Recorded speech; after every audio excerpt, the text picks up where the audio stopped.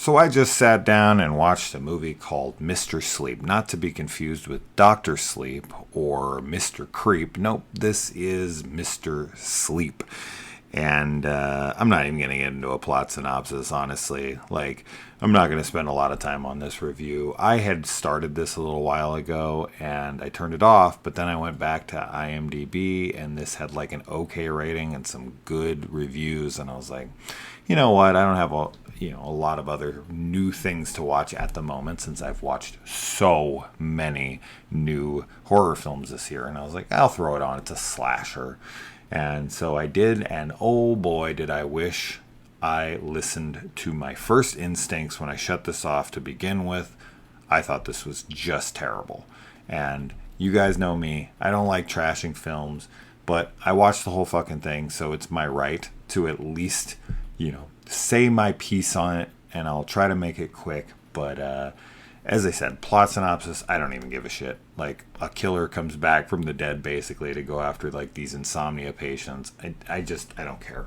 There's a lot of, like, nods to, like, horror classics, mostly Halloween, with a Dr. Loomis and a Dr. Chalice and 45 Lambkin Lane and a character with the last name of Strode, and there's a character with the last name England, and, so on and so forth. You get the gig.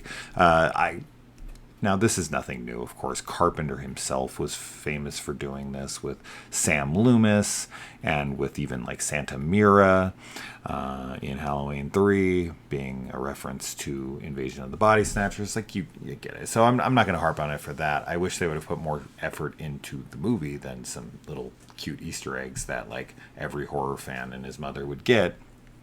But anyways, putting all of that aside, I didn't care for anything in this film. I didn't care for the writing. I didn't care for the dialogue. I didn't care for the acting. I didn't care for the killer's look. The kills are non-existent. They're all super fucking lame. And any kind of like aftermath stuff that we get at the end is just not very appealing either. If you're making a slasher film in 2024, I can't for the life of me figure out how these people can't seem to understand that slasher fans want kills. They want to see kills.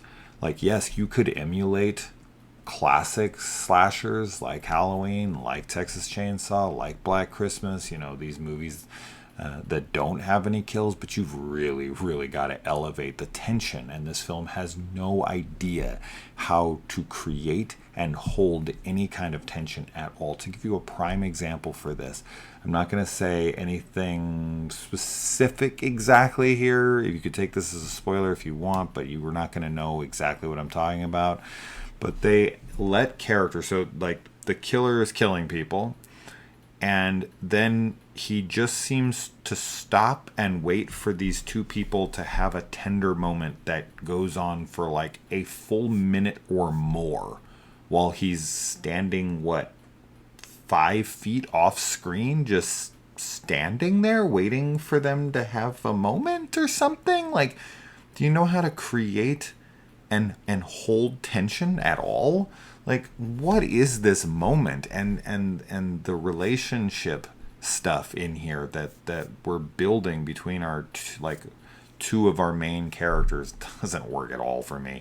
I know that there was an attempt here for them to have chemistry and whatnot, but I wasn't feeling it in the slightest. I wasn't liking any of the banter, any of the dialogue and discussions between anybody, the relationship with the cop or the therapist or the dad and the daughter who are at odds with one another because he's just trying to protect her and she's an agoraphobic who's like dealing with trauma and blah blah blah. And Mr. Sleep, I did not like the look of him. I didn't like his voice. I didn't like, obviously the fact that he didn't do any kills that are memorable.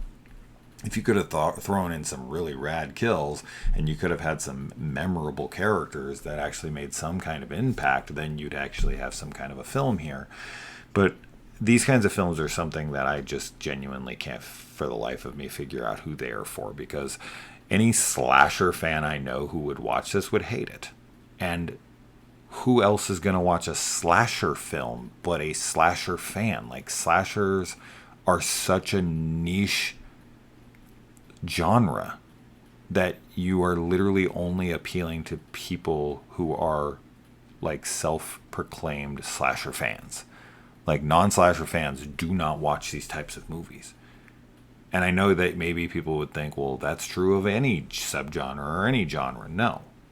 Like, I know people who will throw on comedies or dramas or whatever, and they're like, I'm not usually like a fan of these, but I'll watch them. No, no, no. Slasher fans are the only people who watch slashers, period. End of discussion. Like, it is a super specific subgenre of horror, right? Like, everyone who hates horror or doesn't like horror, slashers are what they mean for the most part. If you actually talk to them, they're like slashers. I mean slashers. I hate gore.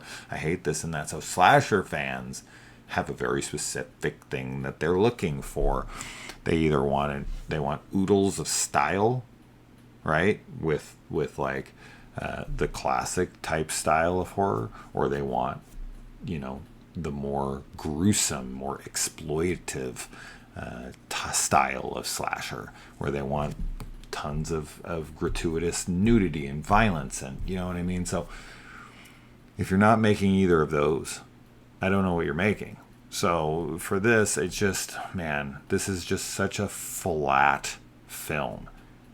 And because it kind of has like an okay production value look to it, I think it tries to take itself like more seriously, and it's gonna be more competent, and it just doesn't work. Not for me, and I don't see any slasher fans digging this movie. And I never say this, but the IMDb ratings, like the actual reviews that are like 8s and 9s and shit, those are fucking fake. I'm telling you right now, those are fucking fake. Those are people who worked on the film or friends of the people who worked on the film. There's no fucking way somebody gave this an 8 or a 9 who is being honest. Like, as a slasher fan, it's just not possible, in my opinion. I could be wrong on that, I guess. And I hate to be a hater, and I don't like hating on films, as you guys know, but I just genuinely don't understand how that's possible.